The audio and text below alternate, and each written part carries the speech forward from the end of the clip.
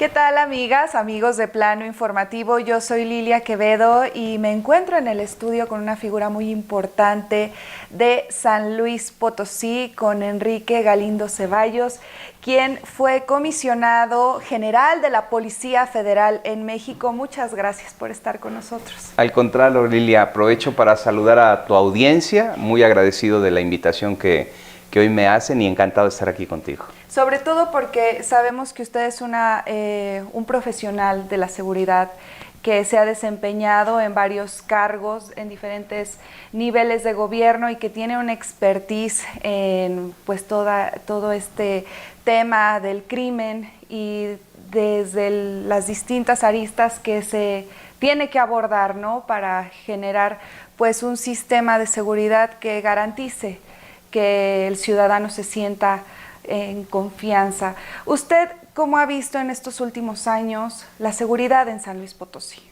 Mira, yo la dividiría en dos.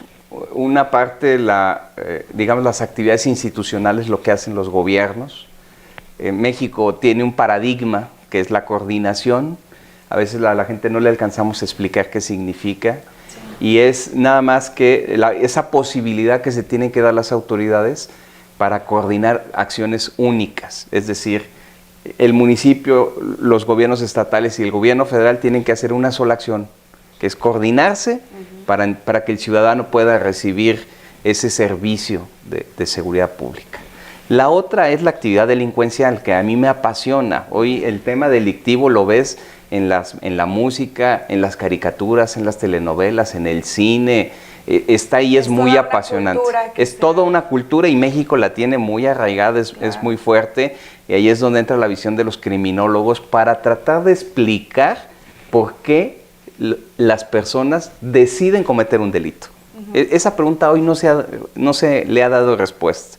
Entonces son las dos cosas combinadas, la reacción institucional frente a un fenómeno social que es la delincuencia.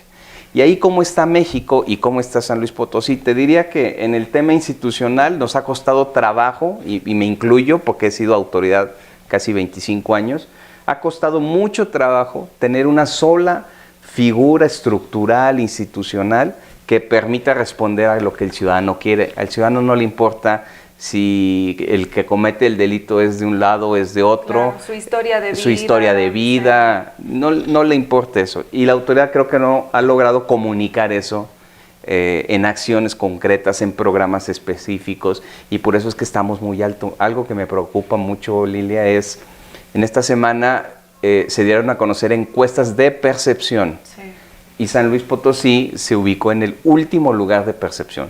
No quiere decir que la estadística diga que estamos en último lugar. Quiere decir que la gente se siente insegura, deprimida por el tema de seguridad y se siente atacada en su ámbito privado, porque ha habido algunos eventos en materia de robo a casa habitación. Se siente asustada porque ahí empieza a haber algo de presencia de la delincuencia más nociva que tenemos en el país. Y se reflejó en esa encuesta y es algo que nos debe de preocupar. Y en algunos casos la sociedad también está enojada porque vemos pues intentos de linchamiento, cosas que no deberían de ocurrir, pero que pues también muestran un poco esa parte. Por supuesto, es un síntoma. Nosotros somos como los médicos, analizamos esos síntomas que son indicadores, y cuando se da el linchamiento es cuando la sociedad dice: tu autoridad no me respondiste, yo hago justicia por mi propia mano, lo hago a mi estilo y lo hago a mi alcance. Y a veces es más violento, incluso que la respuesta institucional, sí, es más violenta, es muy rápida. O sea, esa es la competencia institucional contra la forma de hacer justicia por su propia mano. Claro, es visceral. Es visceral, sí, es poco pensada, es multitudinaria, masiva, y la masa no piensa que está produciendo un daño mayor. Pero ese tipo de cosas son las que la autoridad también tiene que armonizar. Si se detona un linchamiento es porque la autoridad no ha sido capaz de responder a la ciudadanía. Esa es la respuesta. Y la gente no se detiene. En San Luis ha habido linchamientos. Fíjate, en la industria de la aviación estuve hace unos días allá. Yo nací en la industria de la aviación. Y en la esquina de la calle 2 hay una manta que dice, es un anuncio a los delincuentes, Sí. y les dice, aquí no vas a robar porque si te detenemos te vamos a linchar. ¿Y eso cómo se llamaría en un programa institucional? Pues prevención del delito. Entonces hay una amenaza al delincuente que se porta mal y los vecinos se van a organizar y se lo están anunciando. Esto, digamos, criminológicamente es muy interesante que estemos llegando a esos niveles, ¿no? Donde la sociedad se organiza porque la autoridad no ha estado a la altura, por decirlo de alguna manera, ¿no? Así es. Sabemos que usted es un hombre que gusta tanto del deporte como de las artes plásticas, de la música, y todo este ámbito es muy importante también para combatir la inseguridad. ¿Qué se debería de hacer para evitar que los jóvenes, y hombres y mujeres, que también vemos que en las pandillas también están incursionando jovencitas, mujeres, para evitar, impulsarlos tanto académicamente como deportivamente, como artísticamente, para a lo mejor transformar toda esa energía en algo positivo? ¿Qué ha faltado por hacer aquí en San Luis? Mira, das en el clavo, puntualmente das en el clavo. La mejor política de seguridad se llama política social. Es decir, si tú ese vacío de actividades y de programas lo llenas con cultura, deporte, recreación sana, actividades para el ocio, si todo lo llenas, tú tendrás menos gente pensando en temas delincuenciales. Yo siempre he sostenido que si a un niño le das un balón, le enseñas a jugar, le enseñas las artes plásticas, a pintar, a esculpir, y le das esos valores de la vida, lo que menos va a pensar es en delinquir. La mejor política es esta, y la he practicado mucho cuando he sido autoridad. También creo que cuando logras meterlo en un interés de esta naturaleza, que lo estás formando culturalmente, lo estás formando en valores sociales, porque los valores familiares son otros, pero en valores sociales, desde luego también se vuelve una defensa contra otros jóvenes, otros niños, otros adolescentes que no han tenido esta oportunidad. Entonces ellos se vuelven transmisores de un estilo y una forma de vida. Esa es la mejor política. Cuando a mí me preguntan, ¿qué harías en materia de seguridad? En el mediano y largo plazo, haría de estos niños verdaderos promotores de cultura, de arte, de deporte, de recreación sana. Cuando logras transformar eso, ellos se vuelven tus promotores de estos mismos valores y construyes una sociedad más sana. Y estoy hablando que el gobierno sí tiene que hacer cosas aquí, o sea, ampliar talleres para difundir conocimientos sobre arte. Hoy escuchamos poco, antes había casas de cultura y arte en los barrios, talleres, hoy se volvió como exclusivo, debe ser popular. Claro. Hoy debe ser muy abierto, incluso la organización de ligas deportivas, de talleres deportivos, debe ser muy popular, uno en cada colonia, debe haber muchas ligas deportivas de todos los deportes, debe haber muchos espacios para enseñar a escultores emergentes, que en San Luis Potosí es cuna de artistas, de escultores, de pintores. San Luis tiene una gran tradición de promover la cultura, pero creo que no la hemos popularizado. Es decir, no lo hemos masificado, que en todas las colonias solo en un lujo quizás, ¿no? Para aquellas personas que tienen para pagar una clase, un taller, un deporte. Es correcto. Y creo que una medida es desde muy jovencitos, desde muy niños, incluirles artes plásticas, que no está mal. Hoy vemos poco gente aficionada a la poesía, a escribir, y deberíamos de promoverlo desde muy chicos. Y en los adolescentes al mismo tiempo escribir, leer. Yo cuando doy clase en cualquier nivel, generalmente en maestría, les digo, hay que aprender a leer. Pero aprender a leer significa desarrollar el gusto por hacerlo, no la obligación. Creo que ahí es donde está el error. Tengo que leer esto pues porque es tarea. Léelo porque te da placer, porque te gusta, porque hay un contenido que te llena, que te forma.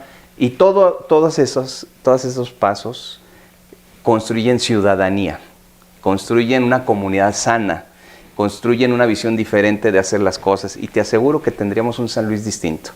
Tendríamos un San Luis más seguro, tendríamos un San Luis con mayor convivencia, con mayor calidad de vida en la calle, y desde luego aumenta todas las posibilidades de tener desarrollo, progreso en San Luis Potosí. Revisando un poco de su historia, me percaté que usted gustaba de jugar fútbol cuando era niño. Así es. Y hablando precisamente de estos programas de masificar el deporte, la cultura, ¿se necesitaría mejorar la infraestructura de la ciudad para garantizar espacios seguros? Porque incluso hablando con académicos nos señalan que no es tan fácil decirle a la gente haz ejercicio. Claro. ¿Por qué? Porque a lo mejor no tienen dinero o quizás salen a correr al parque de la colonia y los asaltan. Sí, claro. Entonces va el tema Mira, yo pienso que son varias cosas. Creo que tú empiezas exponiéndolo muy bien cuando hablas de infraestructura. Pero ahorita podemos visitar algunos parques, es decir, ahí está la infraestructura, pero no hay un programa que invite a la gente a venir. Entonces están los parques solos. Entonces, una parte es infraestructura, otra parte son programas institucionales que invite a la gente a venir, a motivarlos, es decir, si vamos a jugar fútbol o básquetbol o lo que sea, a apoyarles, que haya equipo, que haya una organización. Y luego la seguridad, ¿no? Vas a venir, estás en un espacio seguro y tu trayectoria de ese espacio a tu casa es seguro, por tanto puedes hacer esos movimientos. Y entonces son varias condiciones las que se tienen que dar. Porque yo conozco muchos espacios deportivos y culturales, pero que simple y llanamente no están, uno, por la seguridad, dos, porque no hay un programa, claro. Y tres, que no hay una promoción de la cultura, del deporte o del arte. Que por ejemplo los parques lineales en su momento claro. fueron un proyecto ambicioso que se veía con buen futuro, pero ahorita están en el completo abandono también y sirven como nidos para Sí, claro, se pierde el espacio público. Sí. Cuando los teóricos hablan o hablamos de la recuperación de espacio, primero estamos reconociendo que lo perdimos. Y estamos hablando de parques, de plazas públicas y de la calle. Entonces, cuando lo perdimos, la política pública dice, vamos a rescatarlo. Yo digo que quien lo tiene que rescatar es la sociedad.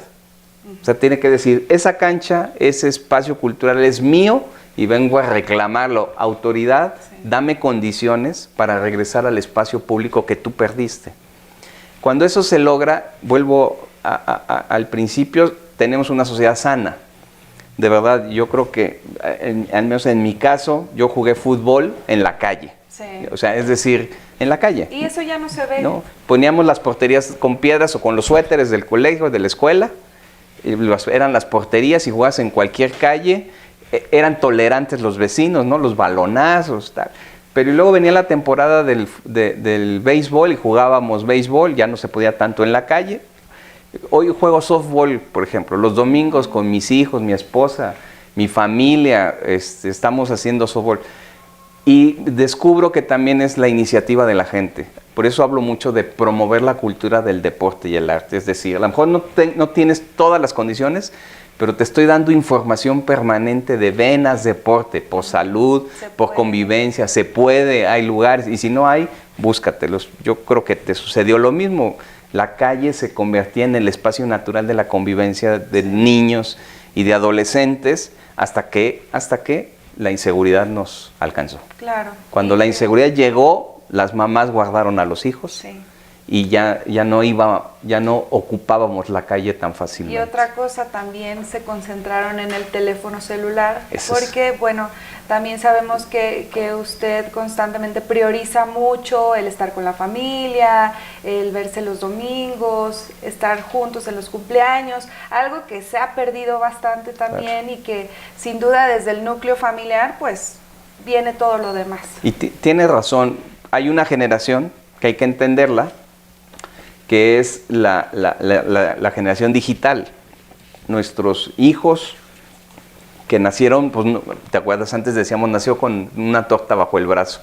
Bueno, ahora nacen con un celular, ¿no? Hay generaciones que nacen con el celular. Ya lo saben usar y dominan los celulares, y los adultos estamos invadiendo a esa generación porque no nacimos, no es natural de nosotros el celular, las tablets, las computadoras. Tuvimos que aprender. Ellos prácticamente están desarrollándose y eso genera varias cosas. Un tipo de comunicación diferente.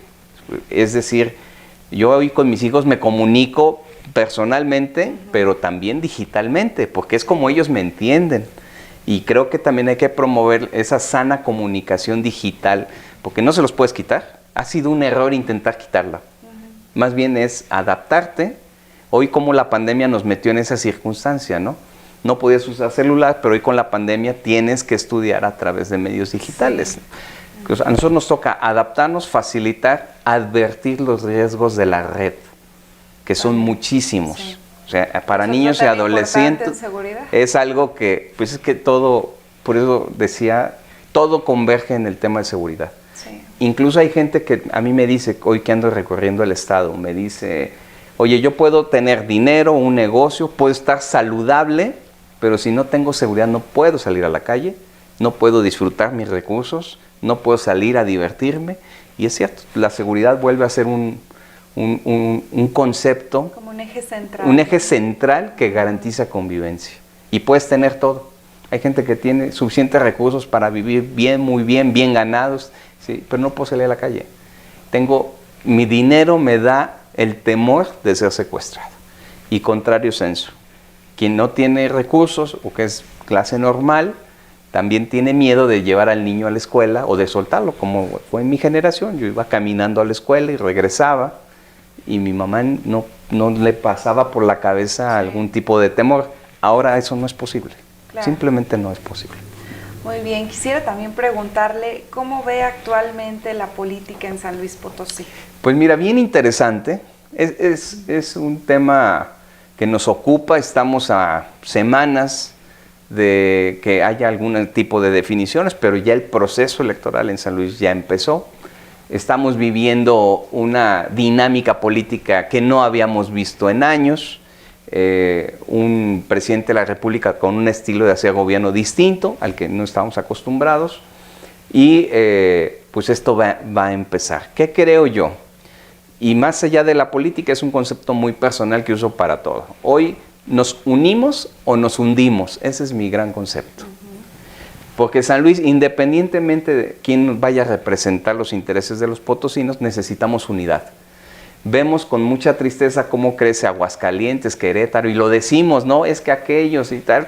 Sí. En San Luis nos ha faltado unidad, una sola visión de crecimiento, una sola visión de desarrollo, representantes que se pongan de acuerdo y que podamos tener de verdad propuestas únicas por San Luis Potosí para los siguientes 20 años, como alguna vez ya se planteó en San Luis. Una meta era el 2020, ya estamos en el 2020. Ahora hay que pensar en el 2030 o en el 2050. Y yo creo que hoy la frase de guerra de todos los que tenemos aspiraciones políticas, en las que yo me incluyo, es precisamente la unidad de los potosinos. Queremos competir, solo competimos unidos. Queremos desarrollar y crecer y hacer crecer a San Luis, la única manera es unidos. Un poco conservando nuestras ideologías, pero preservando el derecho al desarrollo y al crecimiento, unidos. Separados va a ser muy difícil. Y cuando hablo de unidos, no hablo de partidos políticos, hablo de una visión de competencia legítima entre todos los partidos y sus actores, pero con una visión donde pongamos en el centro a San Luis y a su gente. Si la dejamos de lado, créeme que va a ser muy difícil. ¿Qué sigue para Enrique Galindo Ceballos? ¿Buscará algo para el 2021? Sí, fíjate que sí. Quiero servir a los potosinos. Quiero servir a los potosinos. Yo estoy seguro que voy a ser gobernador de San Luis Potosí. Eso quiero compartirlo contigo y con tu audiencia. Voy a ser el gobernador de San Luis Potosí. Lo voy a hacer con mucha responsabilidad, como he hecho en mi actividad pública por más de 25 años.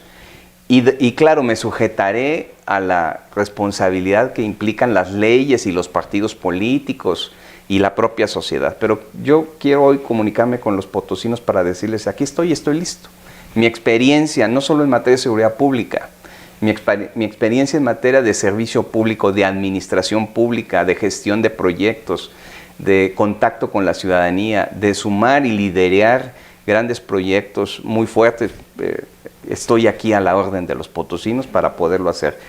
En mi última actividad pública yo dirigía 40,000 hombres y mujeres en una de las tareas más sensibles, que era la seguridad pública.